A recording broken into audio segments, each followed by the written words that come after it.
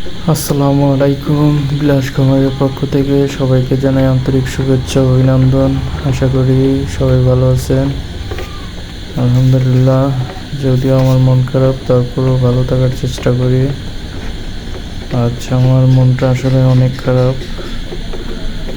একটা সন্তান জন্মদাতা যেরকম একটা সন্তান হারালে যেরকম ব্যথা পায়, সেরকম আমার একটা আজ অনুভূতি হচ্ছে।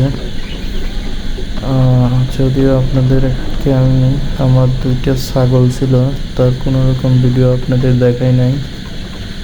তো 2টি রাম ছাগলের বাচ্চা পাটি ছাগল ছিল, তার ভিতর একটা লাল কালারের মতো আর একটা কালো কালার।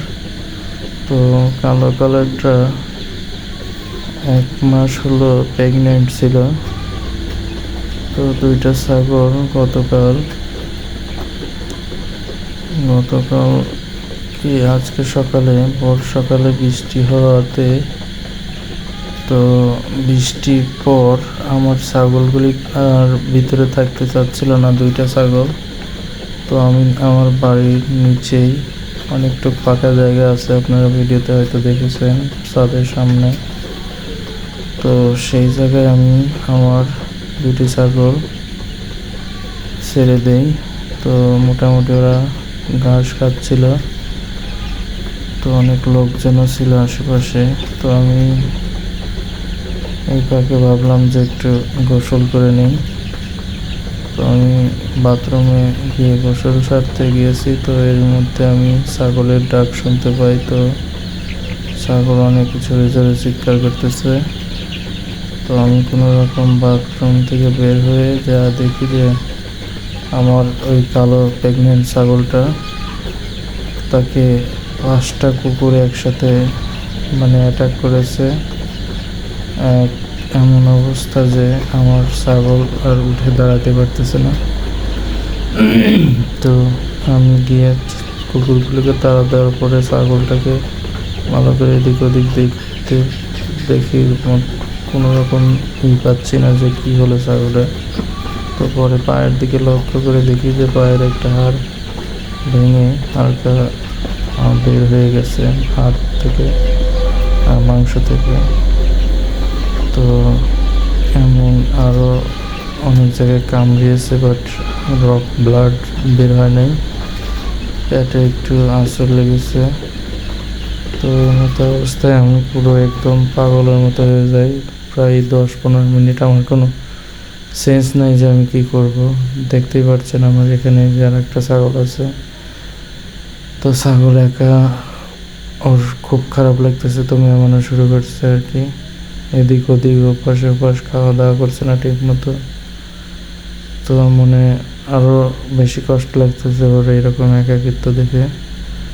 তো পরে আমি ওই ছাগলটাকে নিয়ে পশু ডাক্তারখানায় চিকিৎসার জন্য নিয়ে যাওয়ার পরও আমি ইনজেকশন ভ্যাকসিন এগুলো নিয়ে যে দেখি যে ছাগল মারা গেছে। তো আমার বুকটা এমন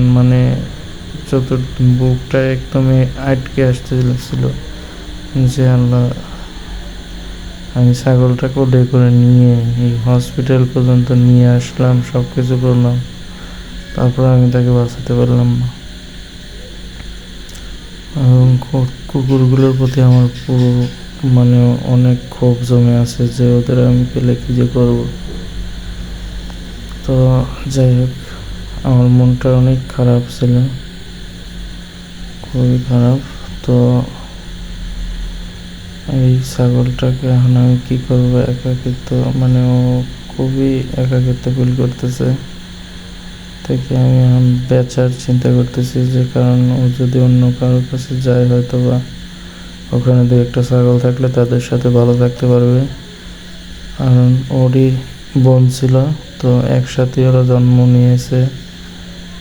তো এখন ওর একাকিত্ব ভালো লাগতেছে না, কারণ ওদের এমনভাবে আমি লালন পালন করেছি যে মনে হচ্ছে সন্তানের চেয়েও বেশি আপন। আমার এত ভালো ভাব শিকারী হয়ে গেছিল। তো এক দড়িতে ওদের বেঁধে ছেড়ে দিতাম। তো তো মনটা আজ বেশি ভালো নেই, তো বেশি কথা বাড়াবো না। আর ভিডিওতে আপনাদের তো টাইগার মুরগি দেখালাম, আজ ওদের 24 দিন বয়স গেল। তো সবাই ভালো থাকবেন, আসসালামু আলাইকুম।